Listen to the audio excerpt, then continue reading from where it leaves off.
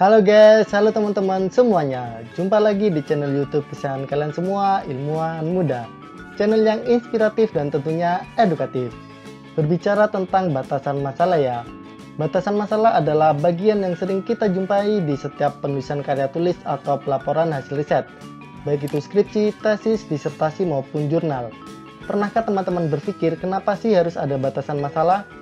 Penulisan batasan masalah berkaitan erat dengan keterbatasan dana, waktu, tenaga, pengumpulan data, analisis, serta relevansi kualifikasi peneliti dengan permasalahan yang dibahas. Untuk lebih jelasnya tentang batasan masalah, yuk kita simak video berikut.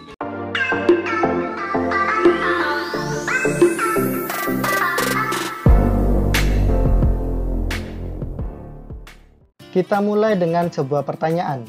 Apa sih batasan masalah itu?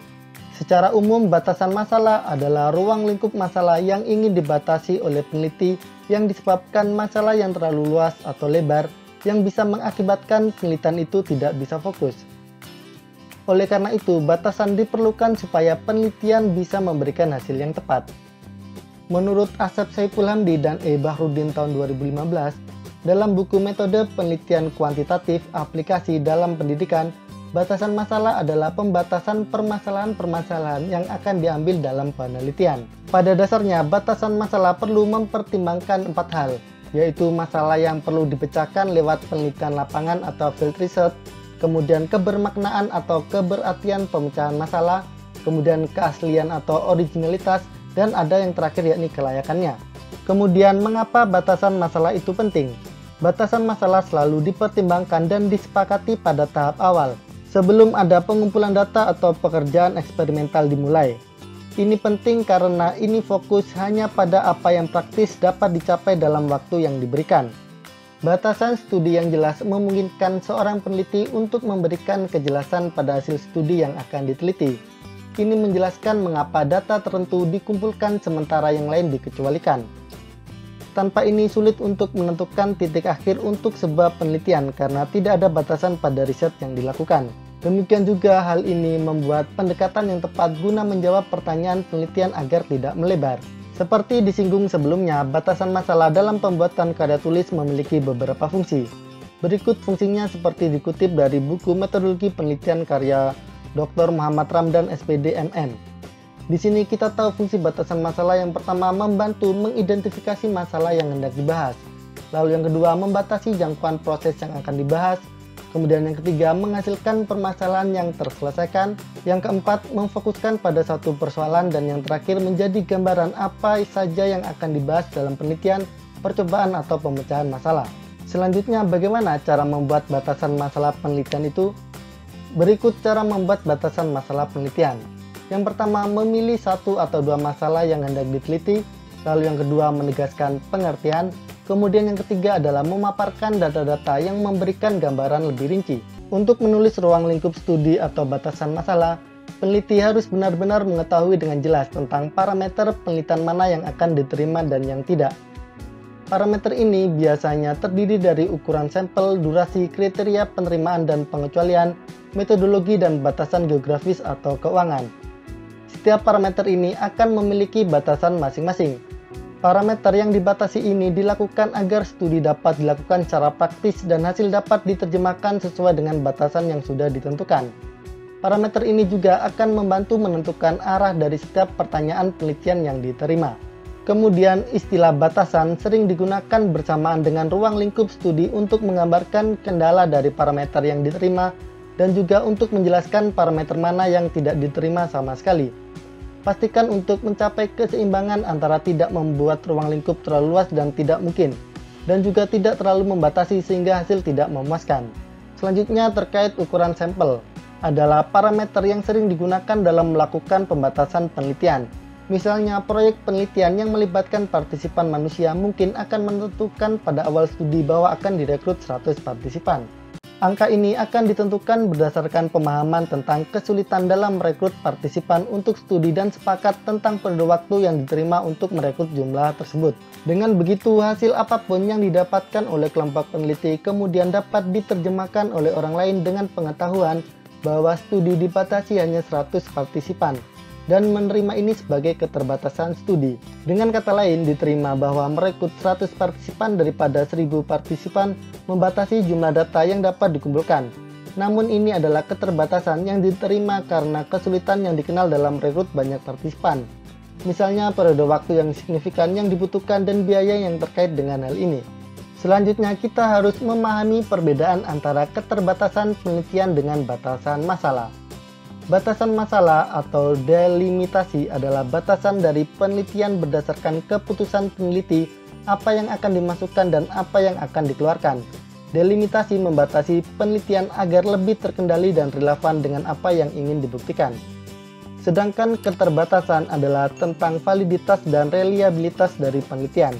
Keterbatasan adalah karakteristik desain atau metodologi penelitian yang tidak dalam kendali peneliti tetapi mempengaruhi hasil penelitian.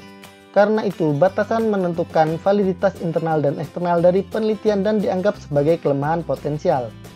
Dengan kata lain, keterbatasan penelitian adalah hal yang tidak bisa dilakukan oleh peneliti, yakni elemen di luar kendali mereka. Dan delimitasi adalah hal yang tidak akan dilakukan oleh peneliti, elemen di luar batas yang mereka tetapkan. Kedua hal ini penting karena membantu memberikan konteks pada hasil penelitian, dan meskipun mereka menjelaskan bagaimana penelitian terbatas, mereka meningkatkan keandalan dan validitas suatu proyek penelitian. Kemudian, bagaimana cara menulis batasan masalah? Sebuah batasan masalah yang baik akan menjawab 6 pertanyaan berikut. Yang pertama, mengapa? Mengapa tujuan umum dan sasaran tujuan dari penelitian? Kemudian yang kedua adalah apa? Apa subjek yang akan diteliti dan variabel-variabel yang termasuk? Kemudian yang ketiga adalah di mana? Di mana lokasi atau lingkungan studi, misalnya tempat pengumpulan data dan kepada entitas mana data akan dimiliki. Kemudian yang keempat adalah kapan? Kapan jangka waktu di mana data akan dikumpulkan? Kemudian yang kelima adalah siapa? Siapa materi subjek studi dan populasi dari mana mereka akan dipilih. Populasi ini harus cukup besar untuk dapat membuat generalisasi. Kemudian yang keenam adalah bagaimana. Bagaimana penelitian akan dilakukan, termasuk deskripsi desain penelitian, misalnya apakah itu penelitian eksperimental, penelitian kualitatif atau studi kasus, metodologi, alat penelitian, dan teknik analisis. Untuk membuat hal-hal menjadi jelas sebisa mungkin, Anda juga harus menyatakan mengapa variabel-variabel tertentu dikecualikan dari lingkup penelitian, dan apakah ini karena itu adalah batasan atau keterbatasan. Anda juga harus menjelaskan mengapa mereka tidak dapat ditoleransi dengan metode penelitian standar yang didukung oleh bukti ilmiah. Berikut contoh batasan masalah penelitian kuantitatif. Dengan judulnya adalah dampak penggunaan media sosial terhadap prestasi akademik mahasiswa. Skripsi ini adalah studi pada mahasiswa universitas di Provinsi Jawa Timur. Penelitian ini tentunya memfokuskan pada dampak penggunaan media sosial terhadap prestasi akademik mahasiswa universitas di Provinsi Jawa Timur. Batasan berikut dibuat untuk menentukan ruang lingkup penelitian ya. Jadi batasan masalah penelitiannya yang pertama adalah lokasi geografis. Penelitian hanya akan mencakup mahasiswa universitas di Provinsi Jawa Timur. Lalu yang kedua adalah jenis media sosial. Penelitian hanya akan mempertimbangkan dampak dari platform media sosial populer seperti Facebook, Twitter, Instagram, dan Snapchat. Lalu batasan yang ketiga, prestasi akademik, adalah penelitian akan fokus pada nilai dan skor tes sebagai ukuran utama prestasi akademik. Lalu batasan yang keempat terkait periode waktu. Penelitian hanya akan mempertimbangkan data yang dikumpulkan dalam waktu 5 tahun terakhir untuk menghindari informasi yang sudah usang. Lalu batasan yang kelima adalah faktor demografis. Penelitian akan memperhitungkan faktor demografis seperti jenis kelamin, usia, dan status sosial ekonomi untuk memastikan hasilnya tidak dipengaruhi. Batasan ini membantu menentukan ruang lingkup penelitian dan memastikan bahwa hasilnya fokus dan relevan dengan pertanyaan penelitian. Kemudian kita lanjut ke contoh selanjutnya, yakni contoh batasan masalah penelitian kualitatif dengan judulnya Persepsi Partisipasi Orang Tua dalam Pendidikan Usia Dini. Skripsi ini adalah studi pada keluarga berpendapatan rendah di daerah perkotaan. Penelitian ini bertujuan untuk mengeksplorasi persepsi partisipasi orang tua dalam pendidikan usia dini di kalangan keluarga berpendapatan rendah di daerah perkotaan. Adapun batasan berikut dibuat untuk menentukan ruang lingkup penelitian. Batasan yang pertama adalah peserta. Peserta penelitian hanya akan melibatkan keluarga berpendapatan rendah dengan anak-anaknya mengikuti program pendidikan usia dini di daerah perkotaan. Lalu yang kedua, lokasi geografis. Penelitian akan dilakukan di satu daerah perkotaan untuk memastikan konsistensi dalam konteks dan budaya peserta. Kemudian batasan yang ketiga terkait metodologi. Penelitian akan menggunakan metode kualitatif seperti wawancara mendalam dan kelompok fokus untuk mengumpulkan data. Lalu yang keempat terkait waktu. Penelitian akan fokus pada persepsi dan pengalaman saat ini tentang partisipasi orang tua untuk menghindari informasi yang sudah usang. Lalu batasan yang kelima terkait tema.